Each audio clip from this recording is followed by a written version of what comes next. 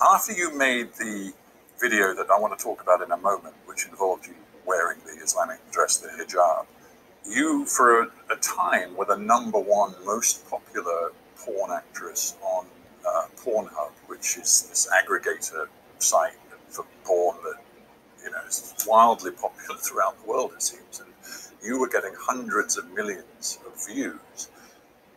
And yet, despite that, in the porn world stardom, you were paid a grand total for all the 12 sex videos you made. You were paid a grand total of $12,000 US.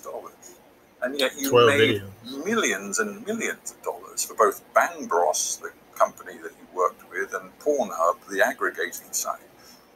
How could that be?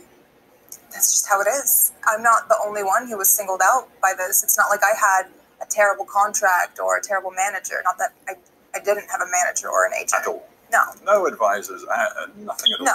And you were 21 years, you were barely out of childhood, frankly. Yeah. No. I mean, the human brain doesn't fully develop until the age of 25. So my decision-making part of my brain still needed forming. There was no one to tell me what to do or to say this is wrong. About the nature of the porn business, because you make a video, it lives forever online, and the more popular it gets, the more hits it gets. And we're not just talking about the United States.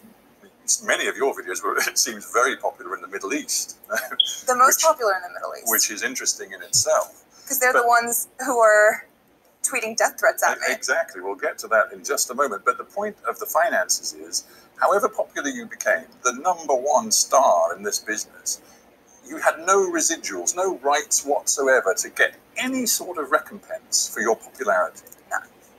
None whatsoever. And is that, to this very day, is that the way porn contracts work? Absolutely, for everybody. Everyone, male, female, everyone who comes in.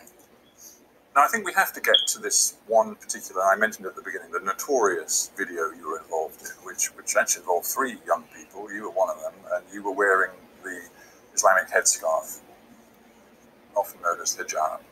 And, of course, then it developed into a sort of sex scene. You must have known how provocative that was. I verbatim told them, you guys are going to get me killed. And they said? They just laughed. Why didn't you then say, I'm not doing it? Intimidation. I was scared.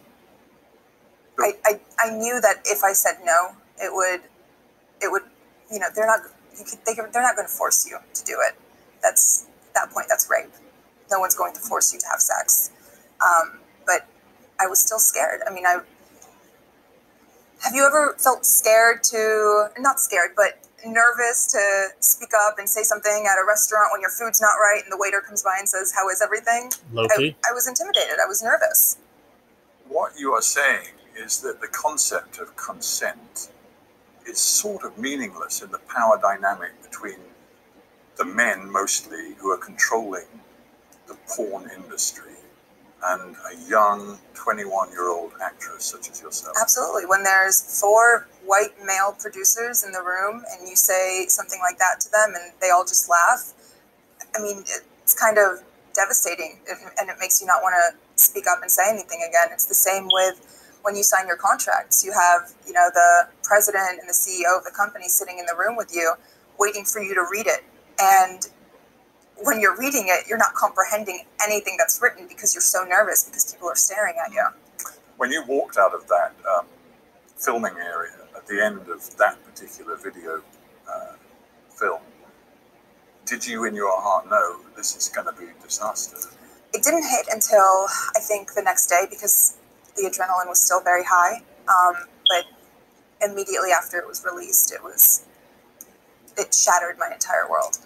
The reason I thought it was okay for me to do porn was because I thought no one would ever find out about it. There's millions of girls who film themselves having sex and do things like that, and no one knows their name. No one knows who they are. No one recognizes them. So I wanted to do it as my dirty little secret, but it blew up in my face.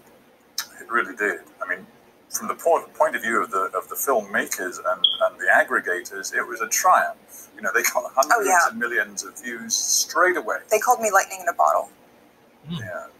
But the reality for you was that your face was now known throughout the world. as the porn star who wore hijab. Yeah. And you got threats. Oh, yeah. From, I'm not going to say ISIS because I don't think anyone heavily involved in ISIS has a Twitter account. Proclaiming support. Absolutely, yeah. They photoshopped a picture of me onto someone getting beheaded. And they said, I don't know exactly what they said. They said something along the lines of, you're next. I cannot imagine how alone you must have felt at that point. Because you couldn't discuss this with your family. Of course you couldn't. No, it was terrifying. But my coping mechanism is humor. So my response was, well, as long as you don't cut off my boobs, they were expensive. But you're 21 years old.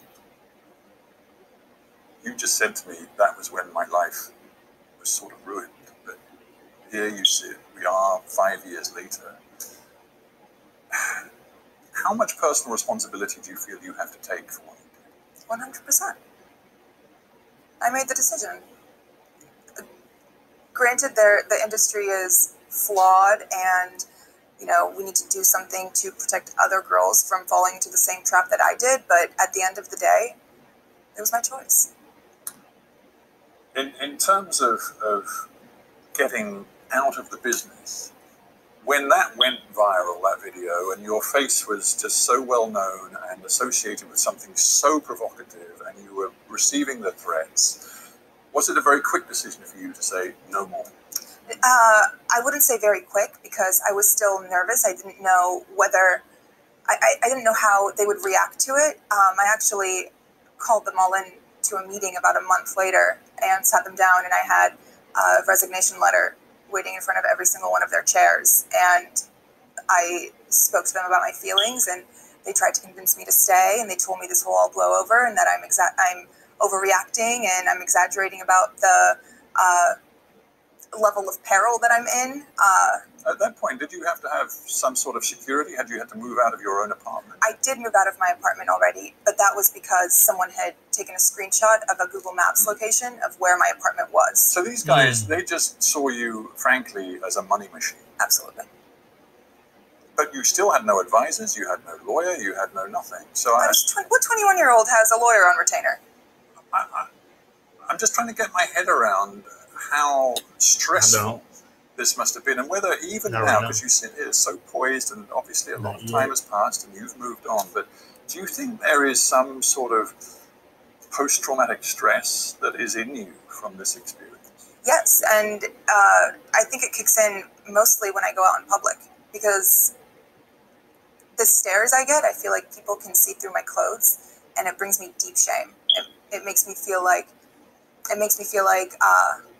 I lost all right to my privacy, which I did because I'm one Google search away. Yeah. And those images, you cannot expunge. You have no right, even though it is deeply personal to you, you have no right to remove them from anybody's view around the world.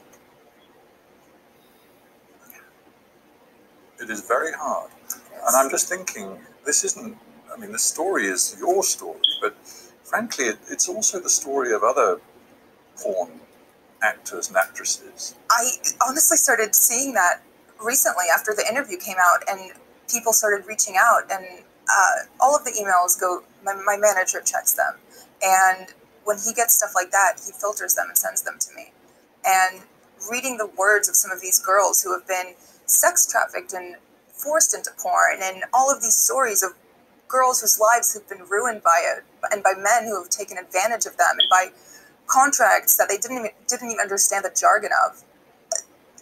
It makes me feel like, okay, maybe it was good that I started talking and that I posted this interview and that I'm speaking out now, because other people feel the same way. And even if they don't relate on as deep a level as, doing porn, they can relate on the level of being insecure and being pressured into doing something they didn't want to do.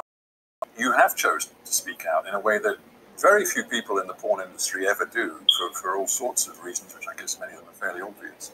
But you've got a platform now in a way, because you've leveraged what was, if we can say it, notoriety into a different form of fame. You're trying to move into different businesses as well.